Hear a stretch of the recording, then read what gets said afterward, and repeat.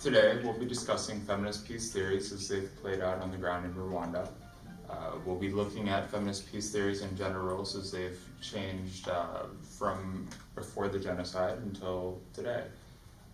In today's society, post-genocide, Rwanda leads the world with the largest share of women in national parliament at 64%. Therefore, we're joined by three students of peace theory at American University to discuss feminist peace theory in Rwanda.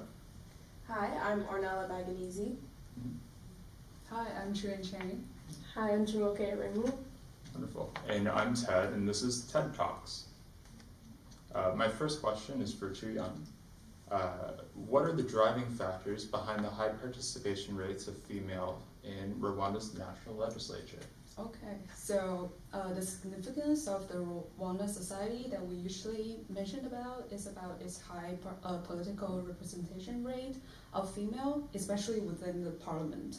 So incorporating with your question and the situation of women in politics in the rest of the world, we can explain this phenomenon in two different angles, including the historical background and institutional efforts.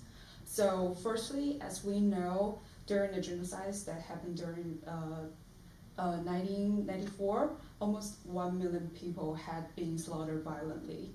The result was the large portion of male in Rwanda has been killed and remain with nearly 70% of female within the society. So since then, the gender role had been slightly changed.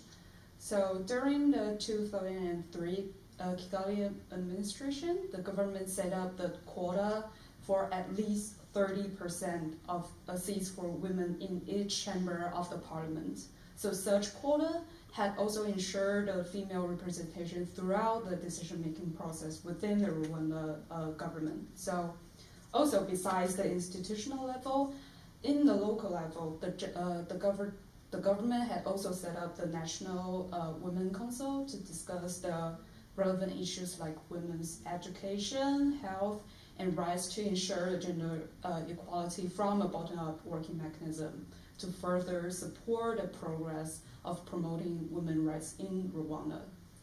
And also, according to the social constructive theory, scholars might demonstrate this phenomenon as the results of historical events and social conditions in Rwanda, including the drastic decline of male population within the society and institutional efforts to promote females' rights in the society. Moreover, women in Rwanda has also proved their abilities to mobilize and develop the country that scholars like Fukuyama might not agree that women capable to do, which due to their beliefs on traditional gender division on social responsibilities. So in the meanwhile, there are some critics suggested that the Kagame administration treated women as the tools to support the maximum development, both politically and economically, of Rwanda's position within the international community. And such critics should also raise our concern as well. Wonderful. That's very interesting. Next, we're going to be moving on to Jumoke. How are roles gendered in Rwandan society, and how have these gender roles possibly changed over time? Thanks, Ted. So the academic scholar Fukuyama would suggest that Rwandan society is gendered due to their societal norms. Before the Rwandan genocide in 1994, this society had a specific cultural view on how gender norms were percolated through their society. Fukuyama would agree that this society focuses on how men and women participate in perpetrating those stereotypical gendered identities that associate men with war and competition and women with peace and cooperation. After the war, Rwandans have adopted a Rosie the Riveter moment that promotes opening the workplace for women.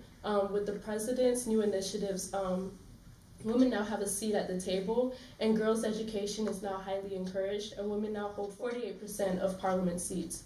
But with these new changes, women are still expected to perform domestic duties. Many find themselves trapped between patriarchally serving one's country and serving one's family domestically.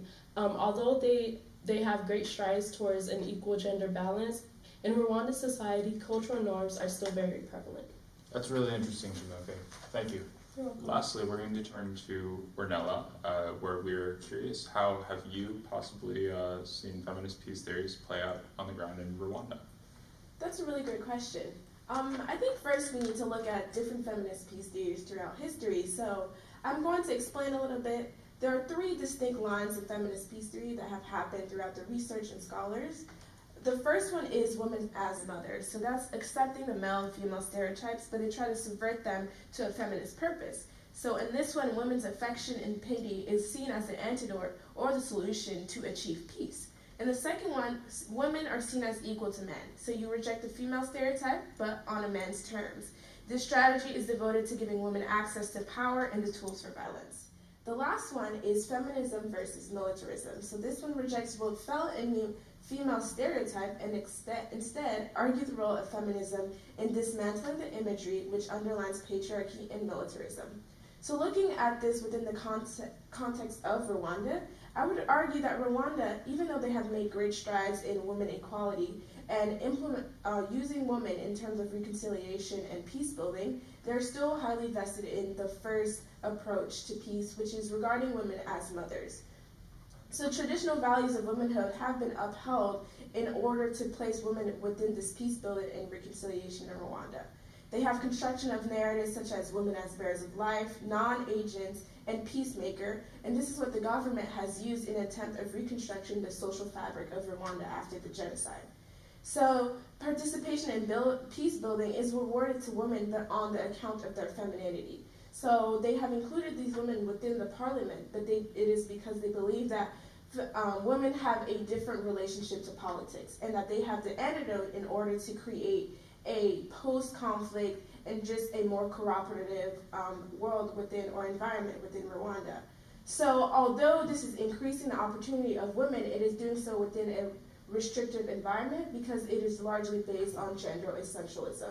So I would argue that Rwanda has a lot more to do in order to incorporate women and achieve this gender equality that the world thinks it has already achieved.